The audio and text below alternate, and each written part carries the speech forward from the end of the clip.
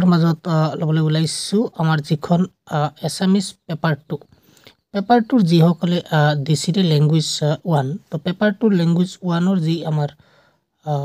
pedagogy বিকিনে আহিছিল এইখিনি আজি মই এতিয়া ডিসকাস কৰিম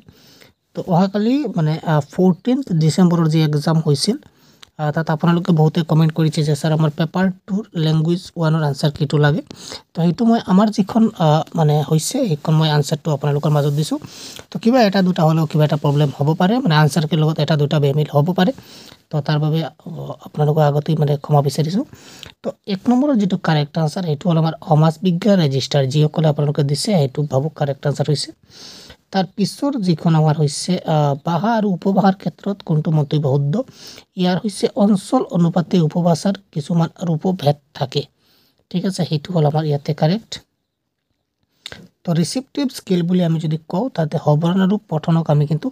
ৰিসিপটিভ স্কিল বুলি ক'ব পাৰো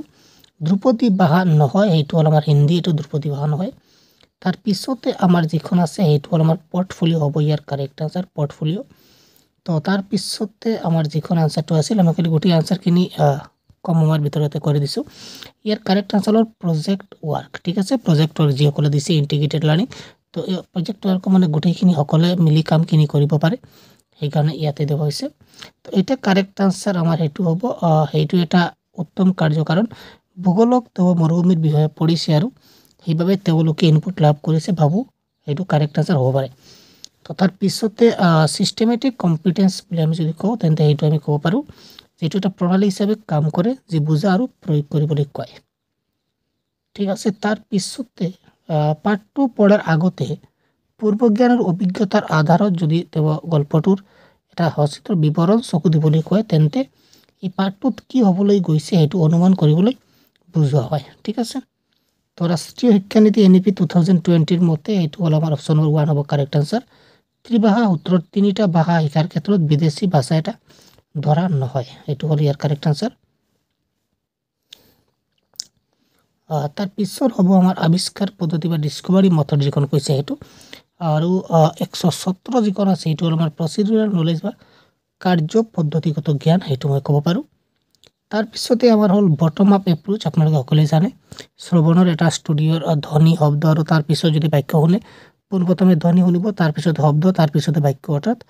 সৰুৰ পৰা ডাঙৰলৈকে গৈছে গতিকে এটো বটম আপ এপ্ৰোচ হৈছে তাৰ পিছতে এটো আমাৰ কাৰেক্ট আনসাৰ হল ইনস্ট্ৰুমেন্টাল হ'ব ইয়াৰ কাৰেক্ট আনসাৰ তো ইনস্ট্ৰুমেন্টাল যদি হয় তো কাৰণিক প্ৰণোদিত আৰু অপচন নম্বৰ 1 হ'ব ইয়াৰ কাৰেক্ট আনসাৰ তাৰ পিছতে অথেন্টিসিটি অফ ম্যাটেৰিয়াল মানে হেতু হয় যে বাস্তৱ জীৱনৰ আধাৰত লিখিত বা প্ৰস্তুত কৰা সামগ্ৰী যিখন আছে বাস্তৱ জীৱন হেতু হল আমাৰ অথেন্টিসিটি অফ ম্যাটেৰিয়ালস তো এইখিনি আছিল মানে আমাৰ আনসাৰ কি 3 মিনিটৰ ভিতৰত আমি গোটেইখিনি আলোচনা কৰি দিলো তো এটা দুটা অফিচিয়েল আনসাৰ কি লগত কিবা এটা খেলিমেলি হ'ব পাৰে এইভাবে আপোনালোকে ক্ষমা কৰিব ঠিক আছে আৰু আপোনাৰ কাৰ কিমানটা শুদ্ধ হল এইটো কমেন্ট বক্সত জনাই দিব ধন্যবাদ